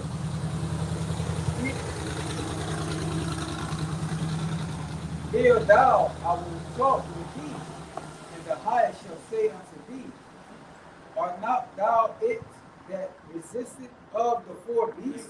Remaineth of the four beasts whom I made to reign in my world, and the end of their times might come through them. Right. So basically, speaking out against the revival of the fourth beast system, okay, which would be fulfilled through America, NATO, and the EU. You know, the times of the Gentiles will be fulfilled All right. Once the Lord brings this system down, you see, and the angel in this chapter is expounding that to the prophet Esdras right here. Go ahead. Read it one more time, Mike. I got a precept for you. This is 2nd Esdras chapter 11, verse 39. It says, Art not thou it that remaineth of the four beasts? Of the four beasts that remain in America, so not the fifth beast. Go ahead. Whom I made to reign in my world. In the Lord's world, so the Lord is controlling America, and thus the basis of man, Esau, Edom. Go ahead. That the end of their time might come through them. So Esau, the end is going to come through you. This is 2nd Ezra 6 and 8. And he said unto me, from Abraham unto Isaac, when Jacob and Esau were born of him, Jacob's hand held first the heel of Esau. Salaki, I'm going to start at 7. Salaki, 2nd Ezra 6 and 7. Then answered I and said, what shall be the parting asunder of the times? Or when shall be the end of the first and the beginning of it that followeth? Verse 8, and he said unto me, from Abraham unto Isaac, when Jacob and Esau were born of him, Jacob's hand held first the heel of Esau. The heel of Esau. And it says, basically it says, what shall be the parting asunder of the time? So basically, how do we know, Lord, when the righteous is going to be put up and the wicked is going to be pulled down? And the Lord says, when Esau, Edom comes into power, 2nd Ezra, the 11th chapter says, the end of those times might come through him, man. All right?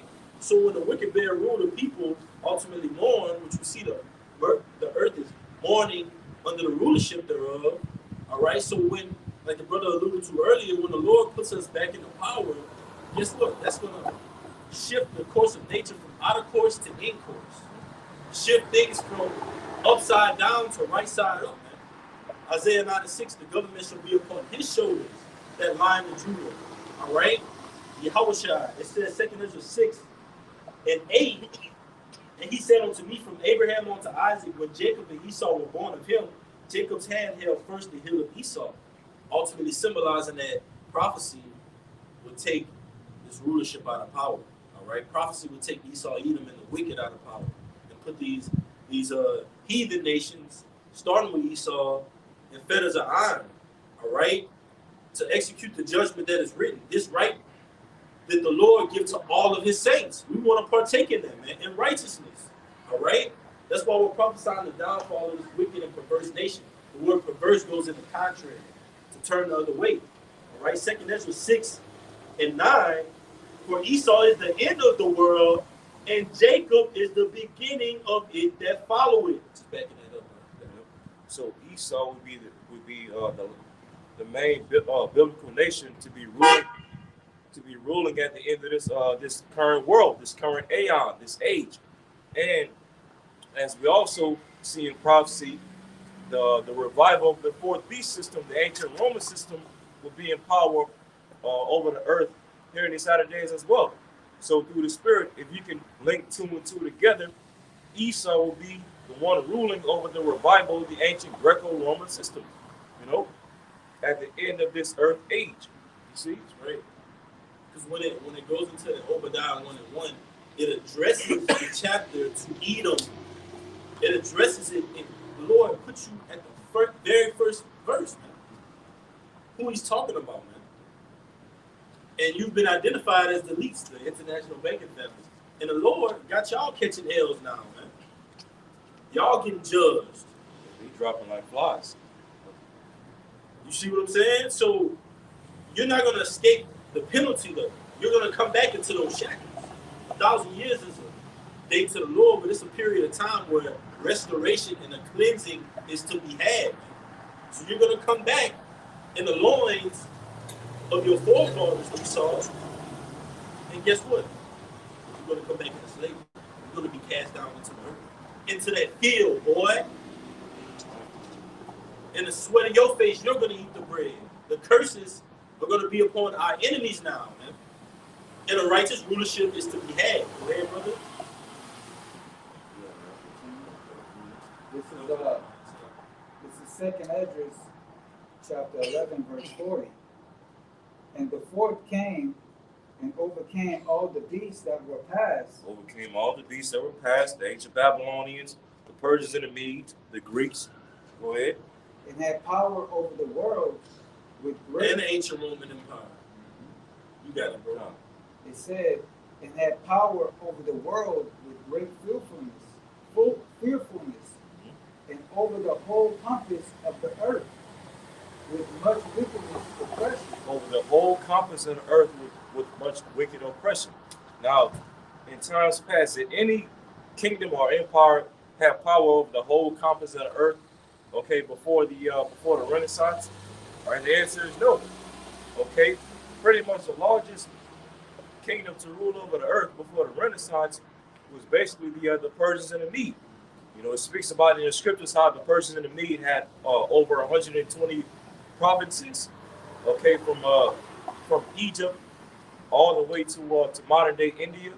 You know, that's how vast the Persian and Mede Empire was. But even with that, it still wasn't the whole compass of the earth. It was just only one region of the earth. So the only empire or kingdom to ever have power over the whole region of the earth is the United States. You know, the United States, as well as NATO and the EU, the revival of this fourth beast system. With much wicked oppression, as I just said, you know, great robbery, slavery, pseudoscience, iconoclasm, false history, destroying the foods, destroying the water, destroying the earth, destroying nature. Okay, because even like the kingdoms of the past, although all the kingdoms of the past were wicked, they've never done wickedness on a level that Esau is doing today. You know, just destroying all the Lord's creation on the earth.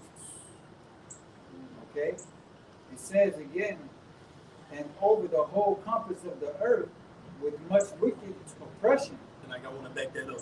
This is because brother alluded to this being the kingdom of all kingdoms and wickedness, trumping, right, quote unquote, trumping all the kingdoms before it.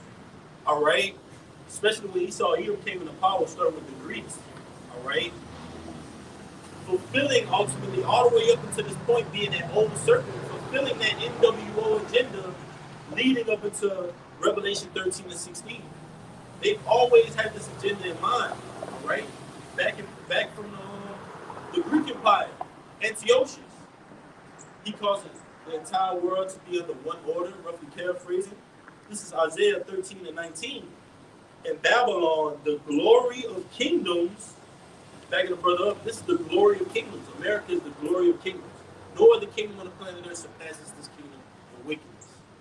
Point blank period. It says, in Babylon, the glory of kingdoms, the beauty of the Chaldees' excellency shall be as when our power overthrew Sodom and Gomorrah. So the Lord has coined this place. The Lord even said Babylon had been a golden cup in the Lord's hand. That's telling you right there that, hey, there's nothing like this kingdom of America. Nothing compares to her in hoarding. Nothing surpasses this place in abomination. And making all the other nations drunk, man. America's buying the shots at the bar, man. You got it, bro. It says, in so long time dwelt he upon the earth with the sea. Yeah, this man, ever since the Renaissance period, going back 600-700 years, give or take, this man has been running around the earth for centuries. Okay, for so long time, doing nothing, doing what? Spreading nothing but Satanism throughout the earth. Okay, spreading the ways of the serpent throughout the earth for so long time with much wicked oppression. Okay, forcing nations to literally bow to his ways via the sword. Okay, just going to the history of colonizing. Yep. Going to the history of Christopher Columbus and guys like John Calvin, you know. You got it. I was just backing you up, bro. You got it. Yeah. The conquistadors. All right. Going to the history of what the Spaniards. Yep, the Spaniards. Going to the history of what the French were doing during the time of Napoleon. okay, going throughout the different nations, especially going throughout places like Africa, and oppressing the dark nations throughout Africa, the Hamites as well as Jake. The Lord says, he enlarged himself as hell. So not only did, and the scriptures say, James the 7th chapter, more stout than his fellows. So he looks down on these other European nations. He looks down on the planet Earth. He sees himself as the big dog on the scene, man. And everybody else is the little pawns. But he's the pawn in the Lord's chessboard, man. All right? The Lord says the deceiver and the deceived are his. So who's really pulling the strings? Esau Edom is no more than a player on the board, man. He's just doing the left-handed will of the Lord. He's subtle. He's careful on the left-hand side. Like the brother brings out from time to time, his right hand is a right hand of falsehood, roughly paraphrased. Now, how do you have a right hand, but it's a falsehood? Meaning what? You come under that deception, that simplicity, but it's really evil, man. And it's going to lead up to him administering this Revelation 13 and 16.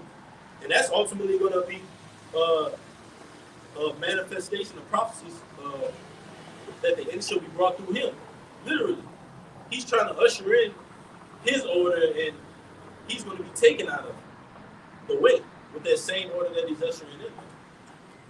That's heavy. The Lord said, man, I should perceive nothing but dust and smoke. I should not lift up any instrument of war against his militaries, man. You know what type of power that is? That's the power that we're working for right now. We're working right now for our power, man. For our salvation. It's on the line. This is the month of the Passat, man.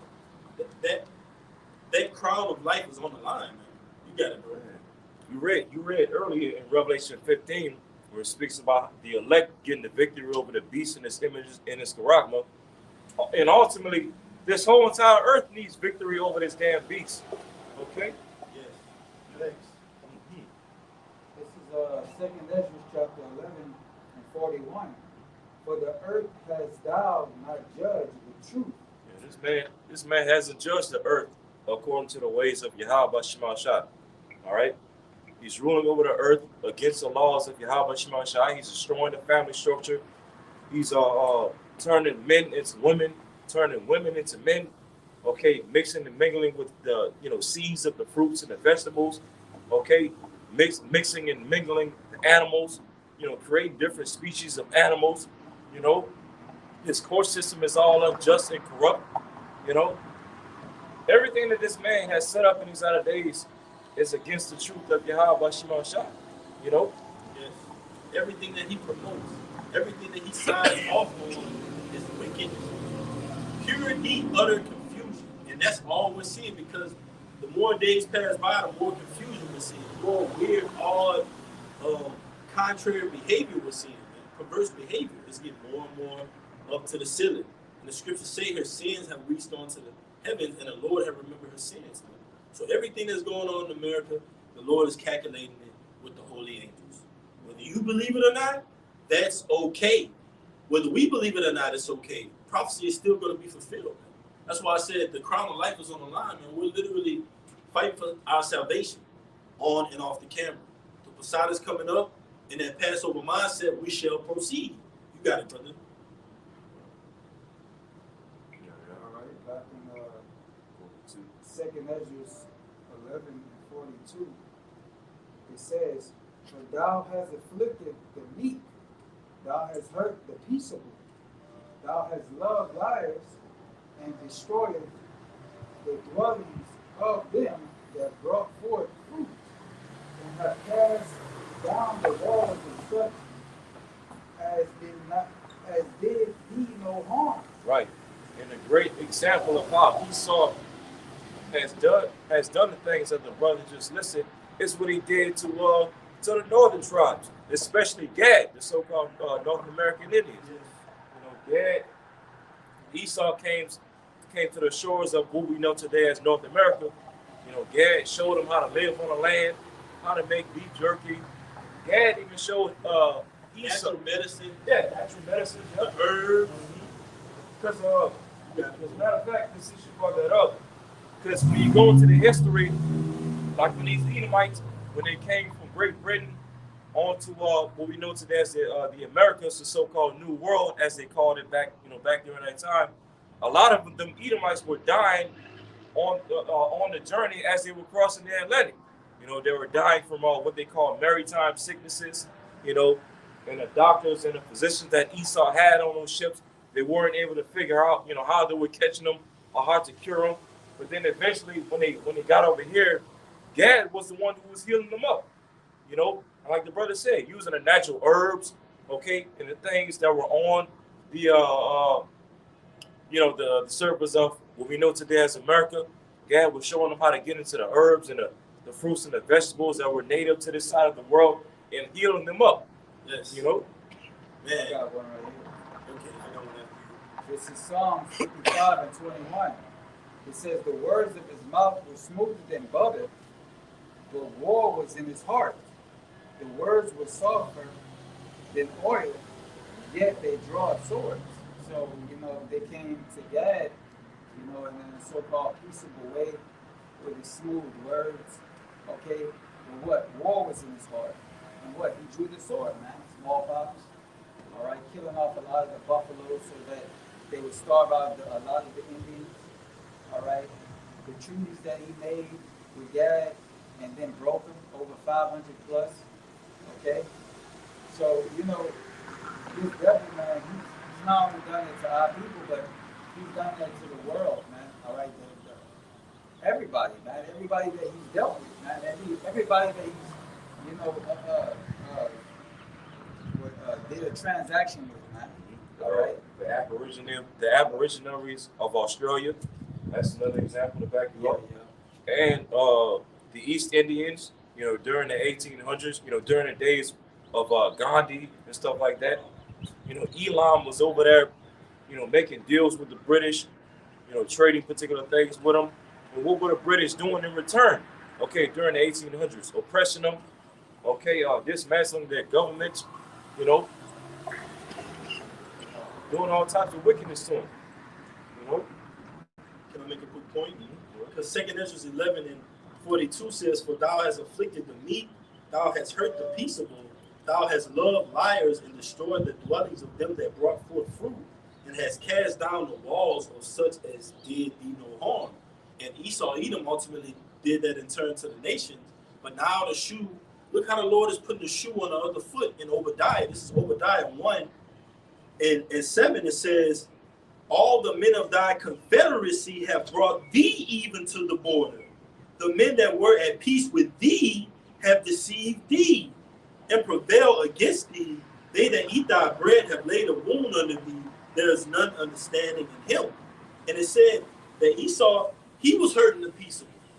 So now the Lord put the shoe on the other foot. Now those that were at peace with you, now they're getting ready to hurt you. All right? That's right, brother.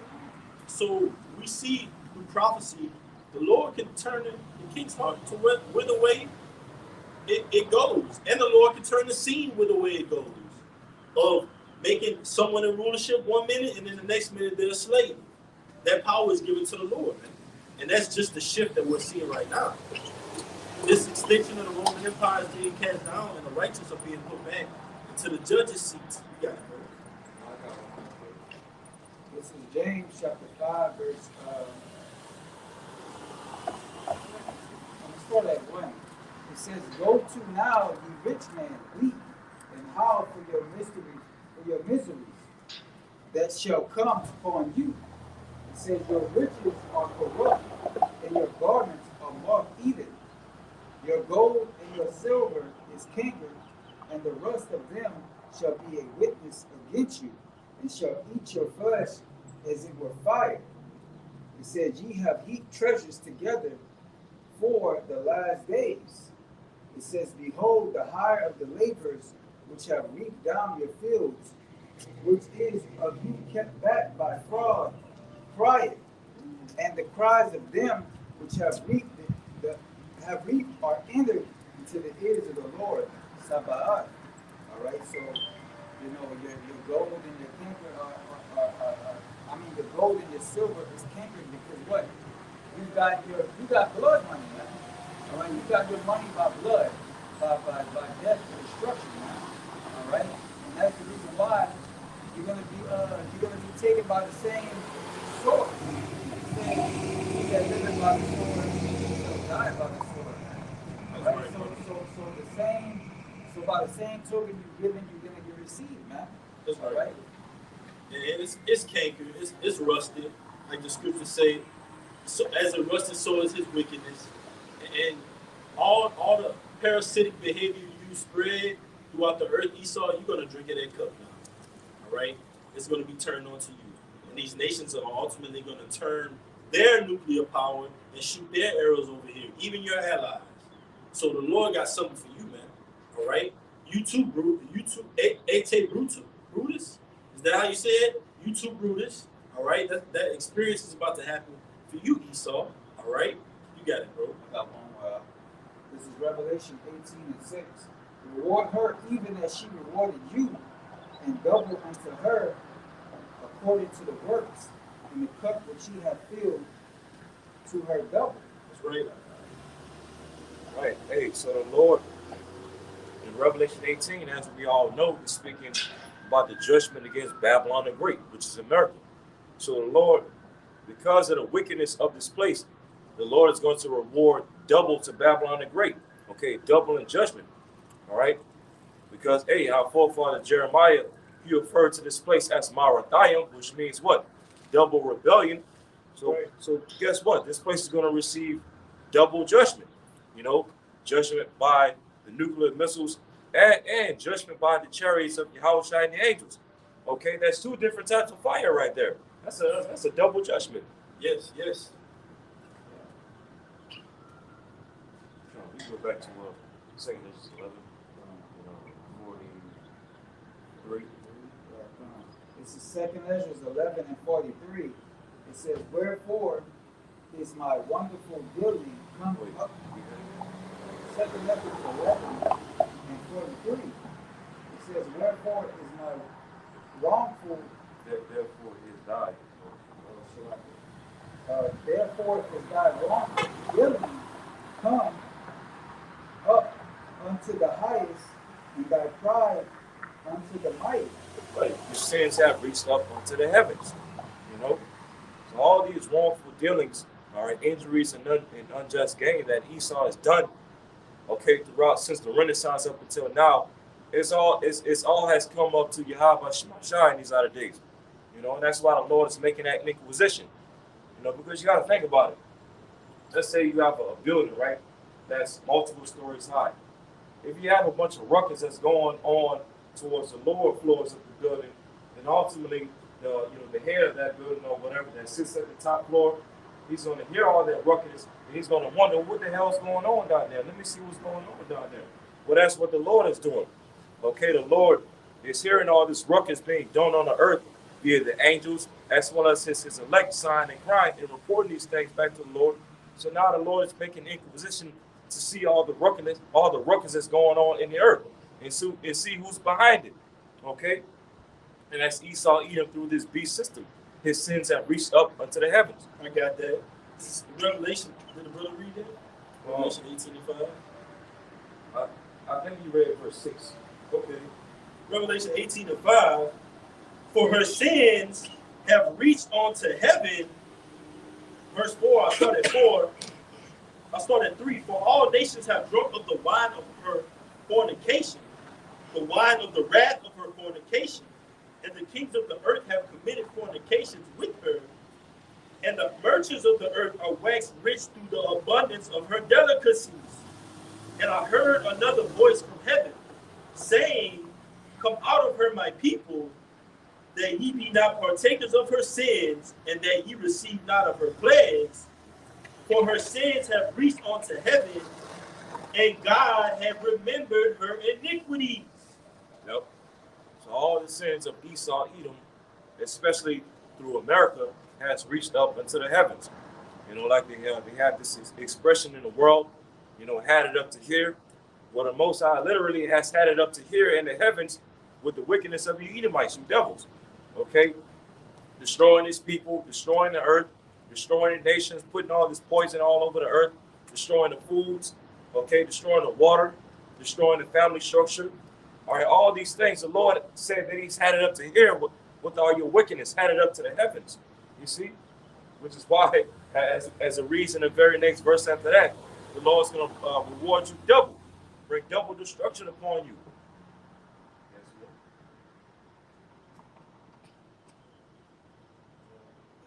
Lord. Verse 5 again, I'll read it. Revelation 18:5. For her sins have reached unto heaven, and our power have remembered her iniquities. Yep. So the Lord has to remember all your iniquities. You know, these Edomites, they always like to tell our people, oh, you know, forget about slavery, forget about the Trail of Tears, and forget about, you know, about Black Wall Street. Yeah. The Lord said He didn't forget. He remembers your iniquities. You know, He remembers all the stuff you've been doing ever since you came out of the caves, how you kicked millions of our people out of Europe and out of Russia to promote your Edomite supremacy and your iconoclasm.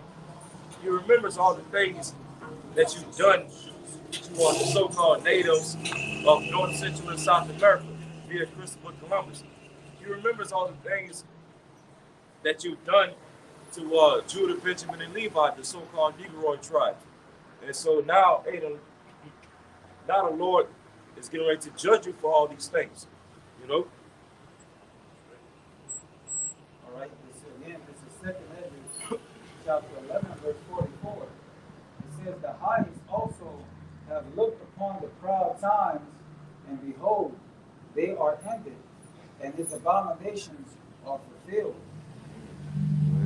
And therefore fear no more thou eagle, nor thy horrible wings, nor thy wicked feathers, nor thy merciless hands, nor thy hurtful claws, nor all thy vain body. And all the, it says that all the earth. And real quick, and how is the Lord going to make this beast system, which is like it so evil, appear no more by way of fire?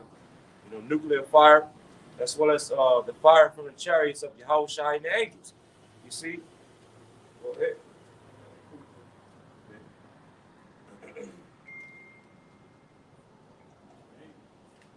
This is the book of Psalms, chapter 75, because we was going into it earlier about that beast, that dragon, all right, that extension of the Roman Empire, which is America. This is Psalms 75, and I'll start at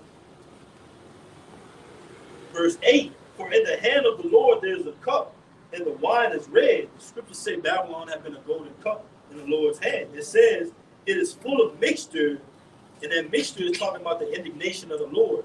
You got the holy prophets on the scene coming out with that fire, and ultimately that indignation of Yahweh Shemiel Shai is going to be a part of that fire and that wrath. All right. Scriptures say this book is filled with lamentations, mournings, and woes. The scriptures also say, I believe it's in the book of Ecclesiastes, or Sirach, it says it's better to go into a house of mourning than a house of mirth. All right. So what are you, the prophets of doom? Yes, man. All right. This is a time that you have to have war before peace, man. Ecclesiastes, the 3rd chapter says there's a time and a place, a season for everything. All right, we're not in the season of mirth. We're in the season of a spiritual battle, a spiritual warfare. All right. So it says, Psalm 75 and 8 again, for in the hand of the Lord there is a cup, and the wine is red. It is full of mixture, and he poured out of the same. But the dregs thereof, all the wicked of the earth shall wring them out and drink them, starting with Esau, Edom, the border of wickedness. Verse 9, but I will declare forever, I will sing praises to the power of Jacob. Verse 10, all the horns of the wicked also will I cut off, but the horns of the righteous shall be exalted. Because it said, and therefore, 2 Ezra 11 and 45, and therefore appear no more thou eagle, nor thy horrible wings, nor thy wicked feathers, nor thy malicious heads, nor thy hurtful claws, nor all thy vain bodies. And you go into this chapter, earlier it's going into the different feathers, all right? Going into the ancient Roman Empire, man, the different Caesars, emperors, if you will, ultimately. And that's likened onto America coming back and being that extension. And the Lord is just saying that he's going to cut off these different rulers in the land, all right? These different kings of the earth, all right? The international banking families. The Lord is going to cut off your system, all right? And it's going to be cast into that lake of fire, man. So it says, basically in Psalm 75th chapter, the Lord's going to cut off the horns of the wicked. All right, the EU, NATO, 7 heads and the 10 horns, liken unto that great eagle. All right, but the Lord's going to cut it off. Man. But it starts with the word. You got it. I got one more scripture backing up the destruction. All right, I'm gonna just start at one. This is 2 Ezra chapter 12, verse 1. And it came to pass while the lion spake these words unto the eagle. All right, I saw. All right, and the lion being Yahushua, it says, behold, the head that remaineth of the 4 wings appeared no more, and 2 went unto it, and set themselves unto the rain. Set themselves up to reign. Yeah, God. Set themselves up to reign, and their kingdom was small and filled of uproar. All right, that's going into Julius, and it's also speaking about the 4 kings. All right, and it says, and I saw, and behold, there appeared no more, and the whole body of the eagle was burnt, so that the earth was in great fear. So that's going into the great eagle is America. All right, Babylon being what burnt up with fire. All right, and as it continues to say, it's basically just Daniel saying that he was terrified of his dream. And then awoke I out of trouble and transferred my mind into great fear and said unto my spirit, lo, this thou hast done unto me, and that thou searchest out the ways of the highest. So basically, man, Yahushua, Columbia, Yahweh Yahushua is going to what? Destroy the evil, man. He's going to destroy America. Babylon is great. And when you look back on all the kingdoms of Edom, all right, he always had the eagle as what? His mascot, his logo, his emblem. All right? So that's how we identify who Esau is, and that his what? His kingdom is going to be burnt up. It's going to be destroyed. All right? It's going to be wiped off. It's going to be wiped off the face of the earth. All right? That's it. You can read chapter 11, verse 46. All right? This is 2 Ezra chapter 11, verse 46. And it says that all the earth may be refreshed and may return. Return what?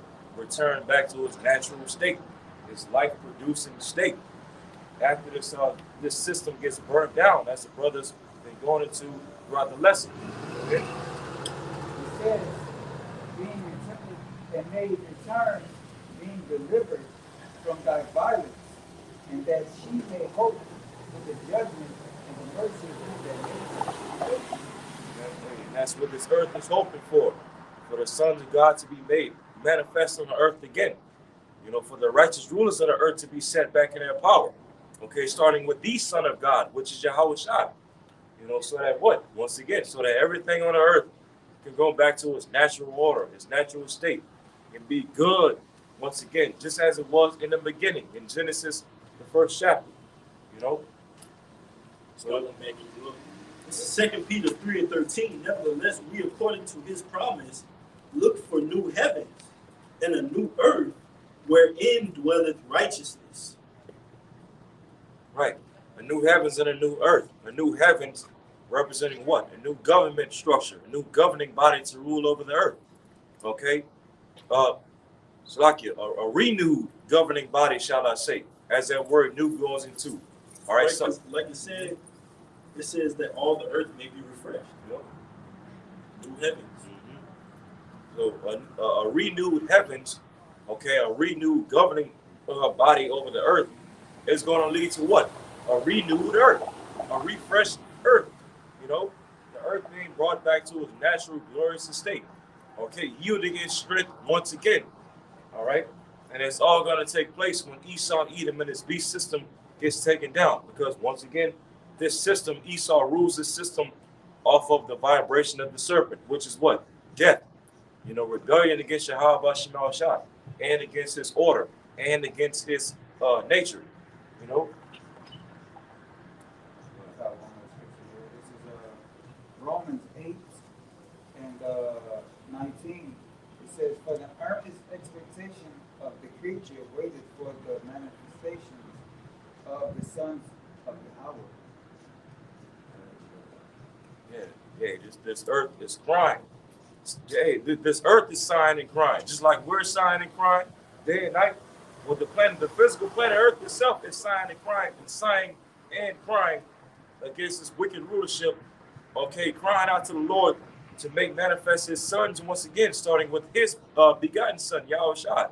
You know, for the righteous rulers, Alahayim, to be the rightful rulers and judges over the earth again. You know. Right. A little bit more. All right. It says, verse 21, it says, because the creature itself also shall be delivered from the bondage of corruption into the glorious liberty of the children of Yahweh. So the whole creature of the Lord, starting with the Israelites, His people, and as well creation as a whole. The Lord's creation, His people, and the planet Earth itself is waiting to be delivered out of the bondage of this corruption that rules over the earth. You know, because hey, like we stated earlier, according to Revelation 15, just as the elect need victory over the beast and its image and its charagma, the earth itself needs victory over this beast as well. You know, It tells you in Isaiah the 14th chapter, trees breaking forth into singing when the oppressor has ceased. Roughly paraphrasing. See the trees rejoice, man. It's gonna be one big breath of fresh air, man. We're gonna be able to breathe again. Literally, breathing could kill you in this society, man. That's how toxic it is. From the environment to the mindset, but that's another lesson you gotta go. For we know it that the whole creation groaneth and travaileth in pain together until now. That's right, and we can see that, man. All right, what Esau has. He has these zoos where people go to see wild animals that should be in the rainforest and the wild, man. Lions, leopards, all right, these different animals, all right, locked up in cages for other people's amusement, all right. So look on, man, all right. When they really should be in the wild enjoying themselves, man. All right? But that's the oppression of the wicked, man, because when the wicked rule, all right, the people mourn, and also the world, all right, and the whole inhabitants, all right?